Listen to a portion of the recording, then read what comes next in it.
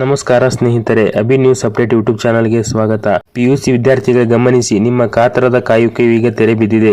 ರಾಜ್ಯ ಶಿಕ್ಷಣ ಇಲಾಖೆಯಿಂದ ದ್ವಿತೀಯ ಪಿಯುಸಿ ಫಲಿತಾಂಶದ ಬಗ್ಗೆ ಅಧಿಕೃತ ಮಾಹಿತಿ ಹೊರಬಿದ್ದಿದೆ. ಹೌದು ವೀಕ್ಷಕರೇ, ಕರ್ನಾಟಕ ಶಾಲಾ ಪರೀಕ್ಷೆ ಮತ್ತು ಮೌಲ್ಯನಿರ್ಣಯ ಮಂಡಳಿಯು ದ್ವಿತೀಯ ಪಿಯುಸಿ ಪರೀಕ್ಷೆ 1ರ ಫಲಿತಾಂಶವನ್ನು ಪ್ರಕಟಿಸಲು ದಿನಾಂಕವನ್ನು ನಿಗದಿಪಡಿಸಿದೆ. ಲಕ್ಷಾಂತರ ವಿದ್ಯಾರ್ಥಿಗಳ ಭವಿಷ್ಯ ನಾಳೆ ಅಂದರೆ ಏಪ್ರಿಲ್ 9 ಮಧ್ಯಾಹ್ನ ನಿರ್ಧಾರವಾಗಲಿದೆ. ಫಲಿತಾಂಶ ಪ್ರಕಟವಾಗುವ ದಿನಾಂಕ ಏಪ್ರಿಲ್ 9, 2026.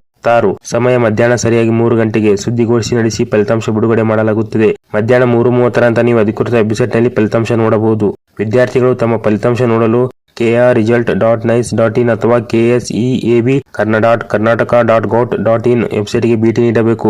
ಅಲ್ಲಿ ನಿಮ್ಮ ರಿಜಿಸ್ಟರ್ ನಂಬರ್ ಮತ್ತು ನಿಮ್ಮ ವಿಭಾಗವನ್ನು ಸೈನ್ಸ್, ಕಾಮರ್ಸ್, ಆರ್ಟ್ಸ್ ನಮೂದಿಸುವ ಮೂಲಕ ಅಂಕಪಟ್ಟಿಯನ್ನು ಡೌನ್ಲೋಡ್ ಮಾಡಿಕೊಳ್ಳಬಹುದು. ಈ ಬಾರಿ ಮಂಡಳಿಯು ಡಿಜಿಲಾಕರ್ ಮೂಲಕ ಅಂಕಪಟ್ಟಿ ಲಭ್ಯವಾಗುವಂತೆ ಮಾಡಿದೆ.